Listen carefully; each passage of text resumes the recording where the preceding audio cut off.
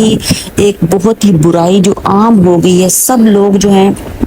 अपने आप को कुछ तुरमखान समझना शुरू हो गए हैं और कोई भी पीछे हटने को तैयार नहीं है। तो उसका एहतमाम इस तरह कर सकते हैं कि दुआ पढ़ें, तो जब दुआ पढ़ेंगे तो अल्लाह ताला हमारे दिल पे सकीनत तारी कर देंगे और हम फिर अपने आप को जब सेल्फ कंट्रोल कर लेंगे ना खुद अपने गुस्से के ऊपर, तो बस फिर एक वो इंसान कामयाब बन जाएगा और अल्लाह की नज़र में भी हम अच्छे हो जाएंगे। तो फिर इस दुआ का जो है वो